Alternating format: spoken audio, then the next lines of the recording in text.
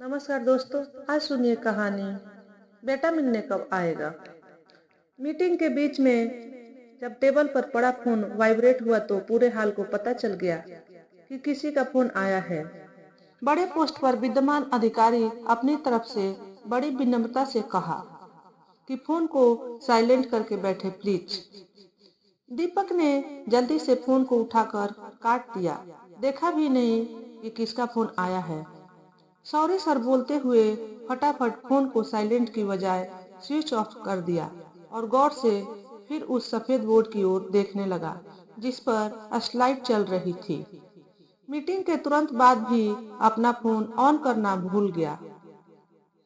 काम बला कुछ ऐसी है, अच्छी अच्छी बात भूल जाते हैं इंसान। बने रहना है अगर बॉस की नजरों में, दौड़ में प्रमोशन की, पैसे की, स्टेटस की, तो पूरा समय झोंकना पड़ता है।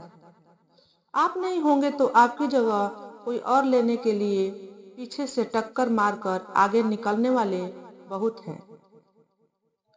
थोड़ी सांस आई इन सब बातों से तो याद आया कि फोन भी पड़ा है निर्जीव कहीं जेब में। तुरंत ही निकाला और उसका बटन दबाकर फिर से उसे अपने संसार में प्रवेश दिया।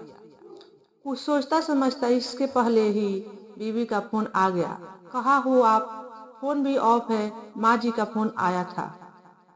इतना कहते ही दीपक समझ गया कि मीटिंग में बजने वाला वाइब्रेटर माँ जी का ही होगा। थोड़ा झल्लाकर बोला, अरे हाँ पता है, वो आने का ही बोल रही होगी। करता हूँ मैं उनसे बात फ्री होकर। फ्री होना उसके लिए ऑफिस में तो मुमकिन नहीं था, वो भी माँ से बात करने के लिए। माँ से तो शाम को भी बात कर सकते हैं, अभी करना क्या जरूरी है। ऑफिस का टाइम खत्म हुआ लेकिन दीपक का अभी भी चल रहा है। यह फाइल दिखने में छोटी होती है लेकिन जिंदगी निकल जाती है इनमें सर घुसा घुसा कर। ऑफिस से घर आया, पत्नी ने कुछ कहा नहीं। एक तो पहले ही लेट हो गए, ऊपर से अगर फिर कोई ऐसी बात कह दी जिससे भड़क गए तो उसकी खैर नहीं, इसलिए खाना गर्म करके खिला दिया। रात सोते समय दीपक ही अचानक बोला, अरे तुमने याद नहीं दिलाया, माँ को फोन करना था। पत्नी बोली, कहाँ करते, यह आपका ऑफिस थोड़ी है जो रात 12 बजे तक खुला रहे। समय देखो 1 बजा है, 11 बजे तो आपने घर में कदम रखा, कब बात करते। चद्दर झटकाते हुए अब पत्नी को एहसास हो गया था कि अब दिन का वो समय है जब वो थोड़ा बहुत पति को ताना मार सकती है। माँ को 3 साल हो गए हैं आपसे मिले, कब से कह रही है कि एक बार मिल लो, पर आप जाते ही नहीं। अरे तुम लोग गए थे पिछले साल, हम गए थे, आपको मिलना है। हाँ करता हूँ, कुछ महीने 2 महीने में जाने का, अभी छुट्टी नहीं ले सकता। सुबह होते ही वही दौड़ भाग शुरू। ऑफिस जाने के पहले ऑफिस घर आ जाता है। फोन आते रहते हैं, एक चालू रहता है तो दूसरा कतार में रहता है। इसी बीच पत्नी आई कुछ बोलने के लिए लेकिन साहब का मूड देखकर फिर किचन में चली गई। दीपक ने जल्दी जल्दी अपने सारे ऑफिस को घर से समेटा गाड़ी में डालने के लिए, गाड़ी से फिर वही ऑफिस की असली जगह पर ले जाने के लिए। पूरा दिन फिर वही करना है काम। एक बार फिर माँ का फोन आया, इस बार फिर काट दिया। मन में यह सोचा कि आज तो माँ से बात करूंगा ही। थोड़ा सा माँ पर प्यार भी आया, सोचा कि अब फोन आया तो जरूर उठा लूंगा, लेकिन फिर बजा नहीं।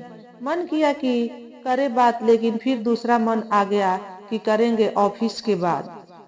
फिर वही बात हुई, काम में उलझकर फिर से एक बार वो भूल गया। माँ से बात करना, शाम को ऑफिस से जाने में फिर लेट हो गया। घर गया तब दीपक को पत्नी को देख कर याद आया कि आज उसने भी फोन नहीं किया। पहले तो कुछ नहीं बोला लेकिन खाना खाते वक्त सोचा कि पूछ लेता हूँ। इसके पहले कि पूछता पत्नी ने बोल दिया, मेरा फोन खराब हो गया है, सुबह से ऑन नहीं हो रहा है। मैं आपको बताने वाली थी लेकिन सुबह आप बिजी थे तो नहीं बताया। दीपक कुछ उसे कहता इसके पहले उसने घड़ी देखी, समय फिर वही 10:30 हो चुके थे। सोचा माँ से बात करूं, लेकिन फिर सोचा कि अब तक वो सो गई होंगी, इसलिए फोन नहीं किया। सोचा सुबह तो उठते ही फोन करूंगा। इस बार इरादा पक्का था। सुबह जैसे ही ऑफिस के लिए तैयार हुआ, माँ को फोन किया। फोन उठाने के पहले ही सोचा कि बड़े प्यार से माँ से बात करेगा। छुट्टी की प्लानिंग करने लगा। मन ही मन उसे लग रहा था कि माँ उसे बहुत याद कर रही है। माँ ने फोन नहीं उठाया। ऑफिस निकलने के पहले उसने पत्नी को कहा कि सुनो, तैयार रहना, आज छुट्टी लेकर आऊंगा, शाम को माँ से मिलने चलने के लिए। पत्नी भी सोच में पड़ गई कि यह अचानक क्या हुआ। बोली, क्यों, सब ठीक है, क्या हुआ? बोला, नहीं, बस कब से बुला रही है, अब मुझे भी लग रहा है माँ से मिल आऊं। ऑफिस में जाते ही माँ का फोन आया। इस बार उसने फोन काटा नहीं। फोन उठाते ही ऑफिस से सीधा घर गया। पत्नी देखकर चौंक गई। कहा, क्या हुआ? दीपक बोला, चलो जल्दी कार में बैठो, माँ की तबीयत ठीक नहीं है, मामा का कॉल आया था। रास्ते भर यह सोचता रहा कि माँ कैसी होगी।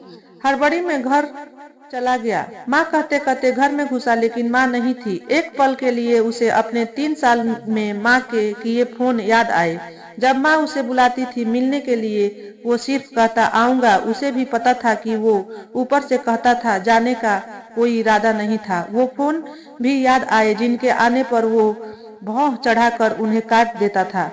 यह सब घर में खड़ा होकर वो सोच ही रहा था कि पत्नी ने उसके कंधे पर हाथ रखा। अरे माँ तो अस्पताल में है, चले वहां। उनकी सुन जैसी टूटी, फिर गाड़ी घुमाई अस्पताल की ओर। मन में बस यही दुआ कि माँ ठीक हो। बस अब हर दिन बात करूंगा, माँ की नहीं मानूंगा, उनको अपने साथ ही लेकर जाऊंगा। अस्पताल पहुंचा और जब मामा ने उसे देखकर मुस्कुराते हुए कहा कि अब ठीक है, चिंता की कोई बात नहीं, इतना सुनकर ही फिर उसकी पलकों से रुके बांध का टूटना हुआ। बच्चों की तरह रोया। माँ के कमरे में गया तो माँ ने कहा, अरे रोता क्यों है? अभी नहीं मरने वाली, ठीक हूँ, बेवजह तुमको परेशान किया मैं। ये भैया को कह रही थी मत बुलाओ, उसे काम होगा। हाथ पकड़े माँ को कहने लगा, माँ मैं अच्छा बेटा नहीं हूँ। नहीं तो तू बहुत अच्छा है, तभी तो दौड़ा आया। मेरे भाग्य अच्छे हैं, इतनी फिक्र करते हो। उस पल दीपक को लगा कि वो माँ को फिर नहीं देख पाएगा। लगा कि यह बोझ लिए जीना पड़ेगा। माँ बुलाती रही, वो टालता रहा।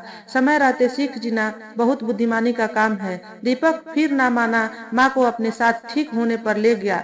काम को छोड़ नहीं सकते, लेकिन माँ को अपने साथ ले जाने के लिए मना ही सकते हैं। तो दोस्तों, ये थी आज की कहानी। इसी क्रम में लेकर आएंगे और भी रोचक एवं ज्ञानवर्धक कहानियां। कहानी यदि पसंद आई हो तो लाइक करें, शेयर करें और ज्ञानवर्धक कहानी चैनल को सब्सक्राइब करें। धन्यवाद।